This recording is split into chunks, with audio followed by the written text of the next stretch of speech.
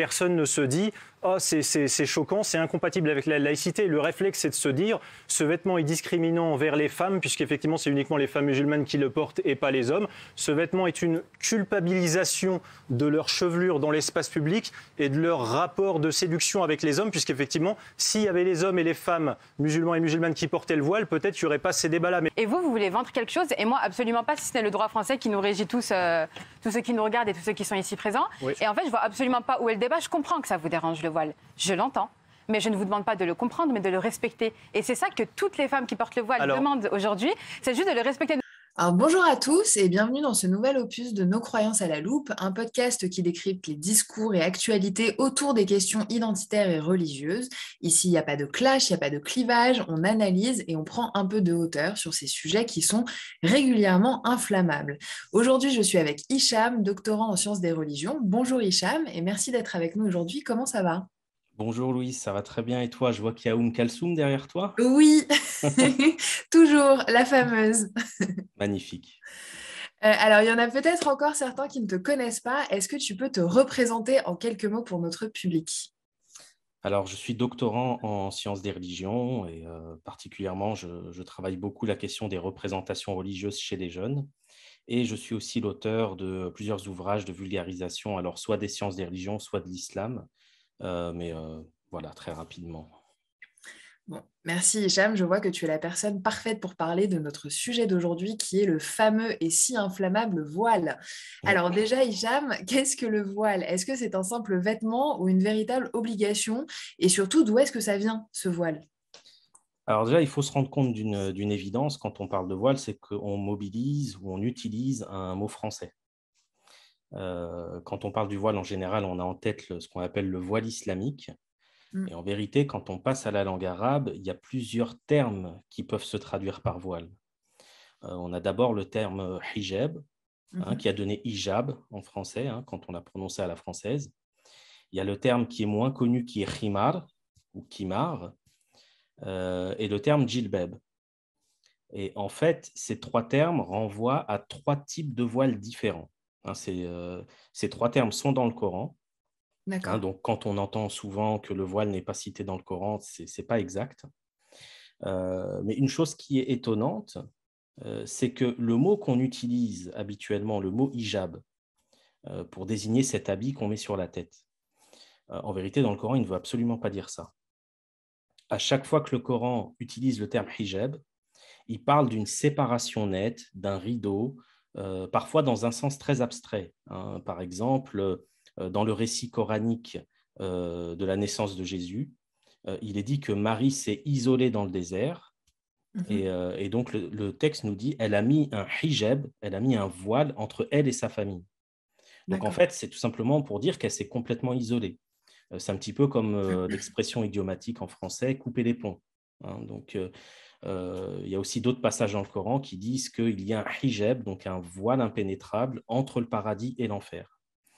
Donc, une chose qui est étonnante, c'est que ce terme qui est utilisé aujourd'hui pour parler d'un voile qu'on met sur la tête n'est absolument pas utilisé dans ce sens-là dans le Coran. En revanche, le Coran parle effectivement de khimar, et là, il n'y a pas de doute, c'est vraiment un habit. Alors, quand on va voir les ouvrages de lexicographie, comme par exemple le Lisan al-Arab, qui est un ouvrage de référence pour ceux qui s'intéressent à la langue arabe médiévale, il nous dit que c'est un habit qui part du haut de la tête et qui descend jusqu'à la poitrine. Donc, à ce niveau-là, il n'y a pas de doute. Et alors, on a un troisième terme qui est djilbab. Et alors là, c'est pareil, quand on va consulter les ouvrages de lexicographie, alors il y a divergence. Tout le monde est d'accord pour dire que c'est une robe, mais certains lexicographes disent que c'est une robe qui englobe aussi la tête. Donc, une robe avec une capuche. Mais ce qui est intéressant, c'est de voir que dans les deux cas où le Coran semble parler d'un habit, donc dans le cas de djilbab et dans le cas de khimar, il en parle d'une façon où il parle de quelque chose qui est déjà là, en fait. Il ne parle pas d'une nouveauté, il n'instaure pas quelque chose qui est nouveau, il rebondit sur une pratique qui est déjà présente. D'accord. Est-ce que, par exemple, on peut penser au voile qui existait peut-être déjà dans le judaïsme ou dans le catholicisme, selon toi, est-ce que c'est quelque chose qui existait déjà dans les religions du livre, comme en parle le Coran ? Dans les religions du livre, mais aussi chez les Grecs et les Romains, les femmes se voilaient la tête. Donc, c'était, je dirais, un habit qui se retrouvait assez dans le monde du Moyen-Orient et même dans le monde romain et dans le monde grec. Et alors, effectivement, on a un témoignage d'un père de l'Église qui s'appelait Tertullien, qui est mort en 220, c'est-à-dire 400 ans avant l'émergence de l'islam. Et dans un ouvrage qui s'appelle Le voile des vierges, il mentionne les femmes arabes qui se voilent. Donc, on a une attestation historique très ancienne qui parle du port du voile chez les Arabes longtemps avant l'émergence de l'islam. Et donc, si je reviens par exemple au verset qui parle de khimar, le verset va dire, donc c'est sourate 24, verset 31, dit aux croyantes de baisser leur regard, de garder leur chasteté et de ne montrer leurs atours que ce qui en paraît, et qu'elles rabattent leur voile, khumur, donc le pluriel de khimar, sur leur poitrine. Et donc là, quand on s'intéresse à la phraséologie de ce verset, c'est-à-dire la façon dont le locuteur du Coran pose son propos. Alors quand je dis locuteur, c'est pour être neutre. Ceux qui veulent que le locuteur du Coran soit Dieu, c'est Dieu. Ceux qui imaginent que c'est quelqu'un d'autre, c'est quelqu'un d'autre. Mais on est tous d'accord pour dire qu'il y a un locuteur. Et donc, le locuteur du Coran, ici, il présente le khimar, non pas comme une nouveauté qu'il instaure, mais véritablement comme une pratique qui est déjà là, sur laquelle il rebondit pour dire, bon, ce khimar que vous portez, portez-le correctement, c'est-à-dire de façon à couvrir la poitrine. Donc, selon toi, on n'est pas dans la consécration d'une obligation. Alors, pour moi, on est dans un usage culturel qui faisait sens dans cette société et qui est, je dirais, redirigé vers un certain idéal de la chasteté ou un certain idéal de pudeur, encore une fois, qui s'inscrit dans les usages et dans les représentations de l'époque. Et par rapport au verset sur le djilbab, donc c'est le verset 59 de la sourate 33, « Ô prophète, dis à tes épouses, à tes filles et aux femmes des croyants de ramener sur elles leur djilbab, elles en seront plus vite reconnues et éviteront d'être offensées. » Donc là, on voit que cet habit particulier, ce djilbab, cette robe éventuellement avec une capuche, mais comme j'ai dit, il y a divergence, sert à quoi? Sert à être reconnu et sert à afficher visiblement ce qui s'apparenterait à une forme de respectabilité, puisque le port de cet habit éviterait d'être offensé selon le locuteur du Coran. D'accord. Donc, après, la question qui se pose, mais ça devient une question théologique, et là, le scientifique des religions que je suis peut avoir son avis, mais ne le donnera pas en tant que tel. La question devient théologique, c'est-à-dire, est-ce qu'il suffit que le Coran mentionne une chose pour que cette chose devienne normative sur le plan religieux? Normative, c'est-à-dire qui a trait à une règle. Ça, c'est aux théologiens de régler le problème. Mais une chose qu'on peut dire sur un plan historique et sur un plan anthropologique, c'est que le voile a existé avant l'islam. Donc, le locuteur du Coran n'invente pas le voile. Et que c'était un usage qui avait une signification sociale, de distinction sociale dans cette société. D'accord. Mais donc là, on est sur une distinction sociale entre les femmes, plus qu'entre les hommes et les femmes, si je ne m'abuse. Oui, tout à fait. C'est-à-dire que quand on creuse encore plus la question, on se rend compte qu'il y avait d'autres peuples qu'on appelle des peuples sémites, donc qui sont dans le même horizon culturel que les Arabes.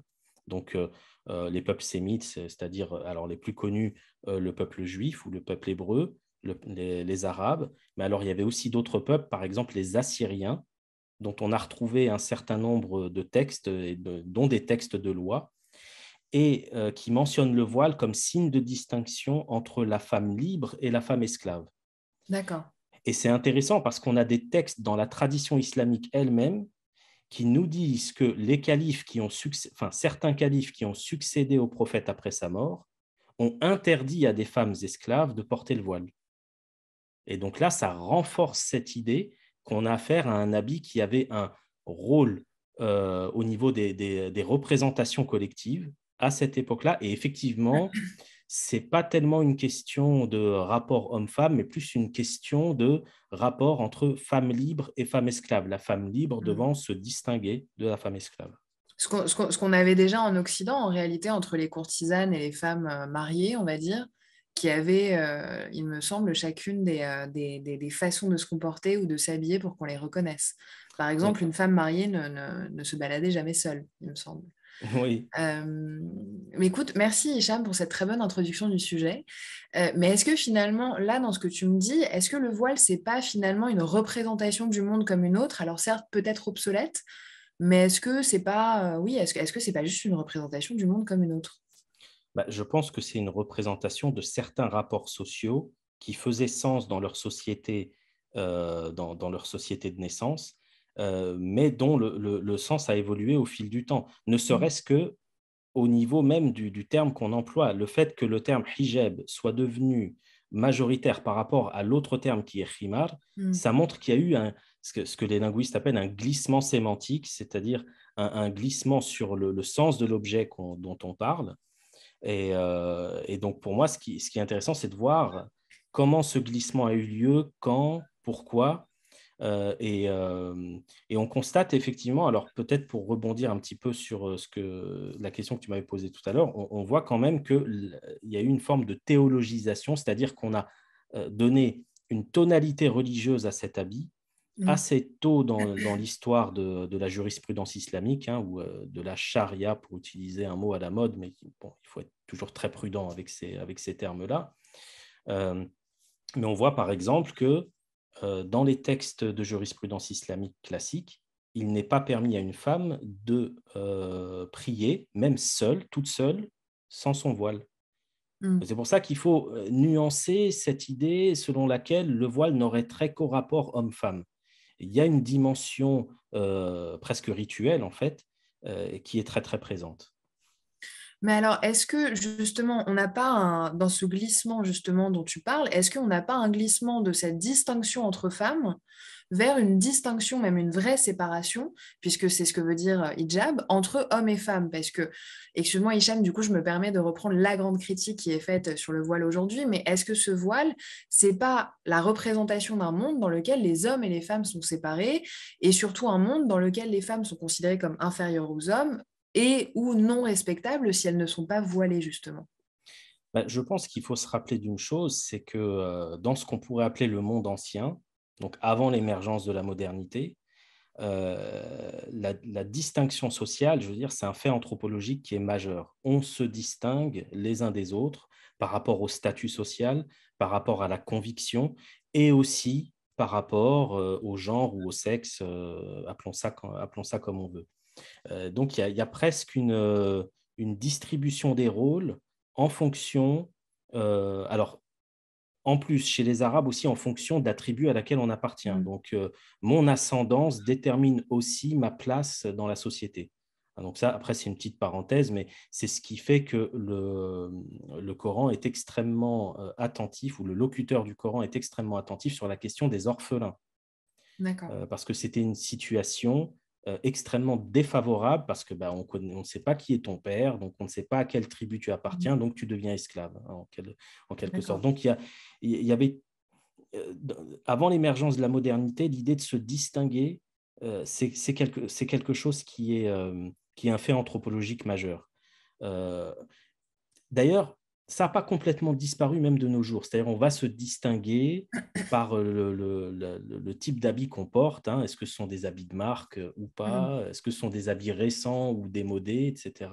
C'est juste qu'on a perdu cette idée de hiérarchisation des individus en fonction de leur statut, hein. Donc, voilà en très gros. Mais finalement, est-ce que comment dire, dans la société actuelle, justement, toutes ces représentations collectives, tu parles de hiérarchisation, en fait, elles n'existent plus vraiment. On est dans une société, tu l'as dit, très plurielle, très variée, et en fait, on voit des femmes aujourd'hui porter le voile, mais pour des raisons parfois très diverses et variées. Et d'ailleurs, elles portent même le voile de façon très différente les unes les autres. Parfois, c'est par volonté communautaire, parfois, c'est par tendance, parfois, c'est par véritable pudeur. Parfois, il y en a qui se maquillent, parfois, il y en a qui ne le font pas. Est-ce que le voile n'est pas devenu quelque part une sorte de signifiant vide dont on peut faire absolument ce qu'on veut? Je pense qu'on peut le dire comme ça, effectivement. parce que ce sens qui était évident pour les gens de l'époque, donc de distinction sociale, notamment entre femmes libres et femmes esclaves, c'est évidemment une distinction, et fort heureusement, une distinction qui ne fait plus sens aujourd'hui. Donc ça veut dire que cette représentation collective, ce sens univoque quasiment, a fini par disparaître. Et donc à partir de ce moment-là, le port du voile a commencé à prendre quasiment un sens différent en fonction des individus. Comme tu l'as très bien dit, parfois on le porte pour des raisons identitaires, parfois pour des questions de subversion aussi, donc le fait d'aller à contresens des usages communs.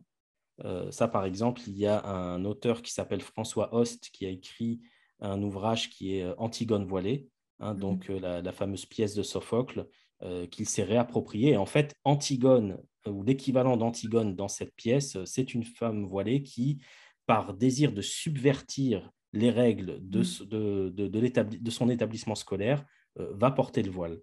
Et donc, le directeur de l'école devient Créon, elle devient Antigone, etc. Bon, ça avait généré énormément de réactions ici en Belgique, parce qu'il y a des gens qui ont dit, bah oui, finalement, les femmes voilées sont les nouvelles Antigones. Et puis d'autres qui ont dit, mais non, mais vous n'allez quand même pas comparer Antigone, qui subvertit une loi sacrée, avec un personnage qui incarne cette loi sacrée. Qui fait l'inverse. Qui fait exactement l'inverse. Donc, on ne va pas rentrer dans les détails de cette pièce de théâtre, mais elle peut être intéressante à lire pour les gens qui sont intéressés. Mais donc, il y a ces différentes raisons qui, parfois même, dans les interviews que j'ai pu mener, des femmes m'ont avoué que le voile, pour elles, a été imposé à titre de punition. Donc, c'est suite à l'un ou l'autre tort, le père de famille qui dit, bon, à partir de maintenant, puisque tu te comportes mal, tu vas porter un voile et tu vas devenir une femme bien, en quelque sorte. D'accord. Et donc là, il faudrait rentrer dans ce que certains sociologues appellent les logiques intentionnelles. Donc ça, c'est un concept qu'on trouve chez un sociologue qui s'appelait Jean Rémy et un autre qui s'appelait Émile Servet. Alors, très rapidement, qu'est-ce que c'est qu'une logique intentionnelle ? Je vais prendre un exemple tout de suite, ça va être très clair. Tante Emmanuelle se balade dans la rue et il y a une échelle. Et elle refuse de passer sous cette échelle.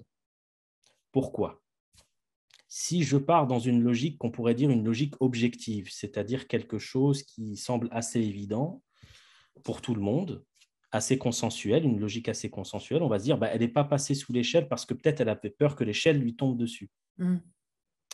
Mais si on comprend qu'en fait, tante Emmanuelle est un petit peu superstitieuse, qu'elle croit en une sorte d'inframonde ou de monde parallèle dans lesquels il peut y avoir des liens de cause à effet entre des choses qui ne sont pas liées, et que pour elle, passer sous une échelle, ça peut enclencher un processus qui va lui porter malchance. Là, on est dans le registre des logiques intentionnelles, c'est-à-dire une logique qui n'est pas une logique objective, c'est-à-dire que si tante Emmanuelle ne nous raconte pas les raisons pour lesquelles elle ne passe pas sous l'échelle, on ne peut pas le deviner.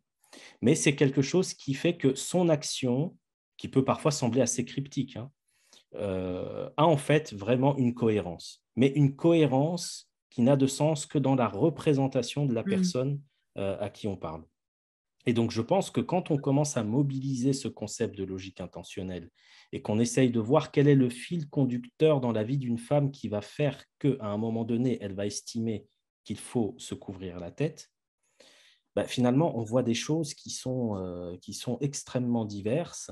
Et alors, évidemment que parmi les raisons qui vont pousser une femme à se voiler, on va trouver cette idée d'un Dieu législateur, donc un Dieu qui fait des lois, qui s'intéresse à ce qu'on mange, avec qui on couche, avec qui on est amis, etc., et qui a décidé qu'on ne devait pas voir les cheveux des femmes. Il y a effectivement ce type de logique intentionnelle qu'on rencontre. Mais on en rencontre d'autres. Et alors, un autre exemple qui me vient en tête, donc toujours lors d'une interview, c'est une femme qui m'a dit que un jour, elle était partie pour retirer de l'argent à un distributeur de billets. Il y avait une personne d'un certain âge, beaucoup plus âgée qu'elle, qui était derrière elle, qui attendait son tour, et qui a eu un geste, on va dire, extrêmement déplacé, à connotation sexuelle, Et le lendemain, elle s'est voilée. Elle s'est dit, parce qu'il y a eu ce processus qui a fait que si j'ai subi ça, c'est que peut-être j'ai affiché quelque chose qui a fait que, et donc à partir de maintenant, je refuse d'afficher ce quelque chose qui a pu faire que. Il se trouve que des années après, elle a retiré le voile. Et pareil, pour des raisons qui sont fortement liées à des affects, à de l'émotionnel. Et donc, tout simplement, dans le récit qu'elle m'a proposé, c'est qu'une fois, elle avait décidé de sortir sans son voile. Et depuis des années, elle avait ressenti le vent dans ses cheveux. Elle s'est dit, mais si Dieu existe, il est là. Mm.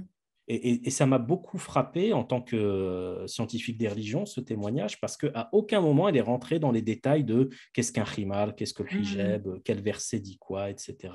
Elle n'est C'était pas aussi du tout simple que rentrée. ça. C'était aussi simple que ça. Mais alors, tu parles de logique intentionnelle, c'est hyper intéressant, mais si on accumule dans une même société toutes ces petites logiques intentionnelles et toutes ces petites représentations du monde différentes, est-ce que selon toi, le voile peut intégrer une société universaliste comme la nôtre, où à un moment, on exige de nous de mettre nos identités, et notamment les plus visibles, non pas de les effacer, mais en tout cas de les mettre au second plan derrière ce qui nous rassemble? Est-ce que pour toi, le voile, qui est une identité visible et qui donc peut être l'une de ces représentations du monde, parfois violente, parfois de séparation, parfois de soumission, est-ce que ce voile peut intégrer une société universaliste comme la nôtre? Je pense que le gros défi pour notre société, c'est justement cette idée de l'universel. Parce que ce dont on se rend compte, c'est que pendant longtemps, ce qui a fait office d'universel, c'est ce qu'on pourrait appeler une tradition. Et donc là, on peut même peut-être renvoyer à une autre émission qu'on a fait ensemble sur Patrick Buisson Mm. qui traite un peu cette question in extenso. Et, Très bonne émission, je la recommande. et à un moment donné, avec l'essor de la science moderne et de la modernité de façon générale, cette idée de la tradition comme socle du commun a fini par céder la place à l'idée de raison au sens scientifique du terme, c'est-à-dire qu'on ne va plus se conformer à ce qu'une tradition attend de nous, mais on va plutôt se conformer à ce que la science nous indique comme étant conforme à la réalité. Mm. Mais je ne vais pas rentrer dans trop de détails, mais il se trouve que même cette idée de la science, finalement, ou de la raison scientifique comme guide du commun, on pourrait dire, cette idée a fini par être égratignée parce qu'il y a eu la Seconde Guerre mondiale avec la bombe atomique, où on s'est rendu compte que la science pouvait produire le meilleur, mais aussi le pire, des catastrophes comme on n'en a jamais vu dans l'histoire de l'humanité. Et puis petit à petit, il y a eu des questions très identitaires qui ont émergé avec cette idée que finalement la science c'est très occidental et en tant que produit occidental, c'est peut-être un peu prédateur vis-à-vis de ce qui ne serait pas occidental et que donc finalement la science peut aussi servir à alimenter des formes d'oppression. Et donc finalement, on en est arrivé à une situation où il n'y a plus de tradition qui fait office d'universel. La raison scientifique elle-même a été congédiée en tant que socle de l'universel. Mm. Et donc, qu'est-ce qui nous reste? Il nous reste finalement des subjectivités, des affects qui s'affrontent et qui s'affrontent souvent sur le terrain juridique d'ailleurs. Mm. Ça, c'est Oui. quelque chose dans les revendications qui ont été faites sur la question du voile. Très souvent, c'est la loi qui est mise en avant. Mm. Je peux porter mon voile dans telle ou telle situation parce qu'il n'y a pas de loi qui l'interdit. Mm. Mais on ne fait pas une société uniquement avec des lois. Un exemple que je donne très souvent, je suis dans un parking, j'arrive avec ma voiture et je vois que quelqu'un a déjà repéré une place de parking, qu'il a mis son clignotant, qu'il est sur le point de la prendre, et j'ai la possibilité de le doubler et de prendre la place avant lui. Il n'y a absolument aucune loi qui m'interdit de le faire. Qu'est-ce qui va faire que je ne vais pas le faire? C'est une certaine idée du civisme, du vivre ensemble, de la politesse, de ce qui se fait et de ce qui ne se fait pas. Donc, cette expression qui était très à la mode quand j'étais plus jeune, ça ne se fait pas. Mm. Ça, j'ai l'impression que ça commence à se diluer, ça commence à disparaître. Et donc, vraiment, si on veut amener des personnes à finalement, on va dire, suspendre un peu de jeu au nom d'un petit peu plus de nous, il faut redéfinir ce nous, il faut redéfinir le commun. Et d'ailleurs, c'est ce qu'on essaye de faire Tout à fait. à notre humble niveau. C'est une très bonne conclusion, du coup. Merci beaucoup, Hicham, pour ces Merci, éclairages. Louise. Un peu de rationalité, ça fait pas de mal, surtout sur un sujet aussi clivant et qui, en général, tu seras d'accord avec moi, entraîne des sortes de guerres civiles sur les réseaux sociaux. Donc, on espère que ça vous aura plu. N'hésitez pas à nous donner votre avis en commentaire, à vous abonner pour les prochains épisodes et évidemment à partager sur vos réseaux sociaux. Et moi, je vous dis à très bientôt pour un prochain épisode. Au revoir.